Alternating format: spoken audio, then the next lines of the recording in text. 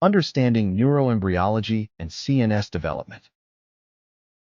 Neuroembryology starts with the notochord, signaling the ectoderm to form the neural tube. The rostral end will develop into the brain, while the caudal end becomes the spinal cord. Neural crest cells migrate to form parts of the peripheral nervous system and Schwann cells.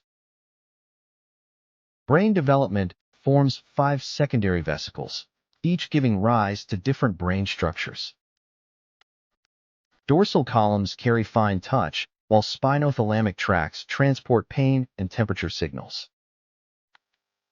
Corticospinal tract controls voluntary motor function, crossing at the medullary pyramids.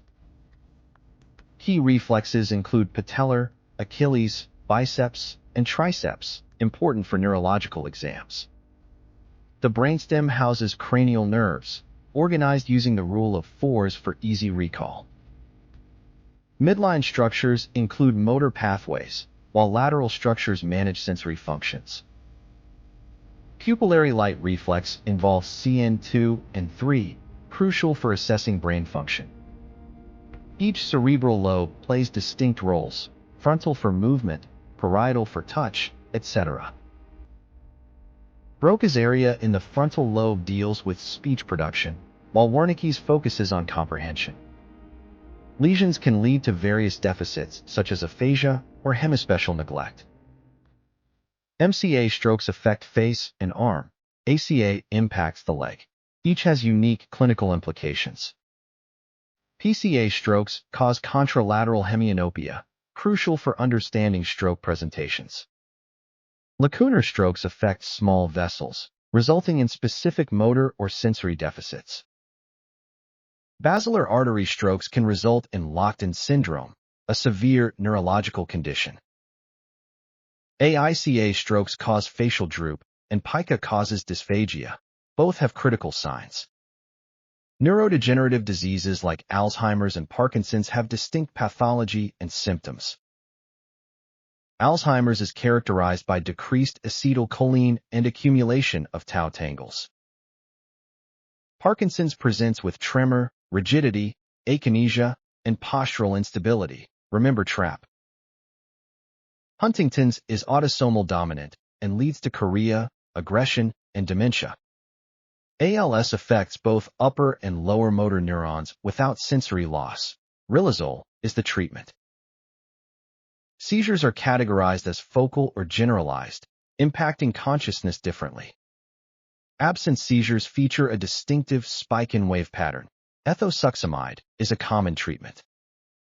Tonic-clonic seizures involve convulsions, while myoclonic and atonic seizures present differently.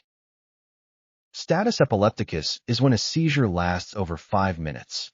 Act quickly, as it's critical.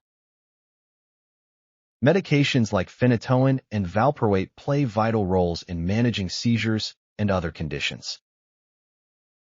Phenytoin blocks sodium channels, but may cause gingival hyperplasia as a key side effect. Valproate affects sodium and GABA, but requires caution due to potential liver damage. Carbamazepine is effective for trigeminal neuralgia, but poses risks like agranulocytosis.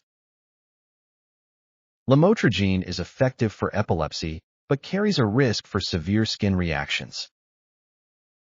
Levetiracetam is preferred due to few side effects, making it a popular choice in treatment. Parkinson's is commonly treated with L-DOPA plus carbidopa to enhance effectiveness. Alzheimer's can be managed with donepezil and rivastigmine to boost acetylcholine levels. Memantine is used for Alzheimer's by blocking NMDA receptors, aiding in symptom management.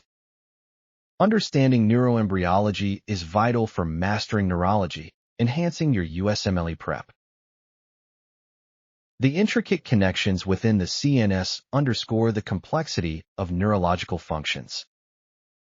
Let's recap. Neuroembryology, CNS structures, reflexes, and pharmacology, all crucial for exams. Thank you for watching. Don't forget to like, share, and subscribe for more high-yield content.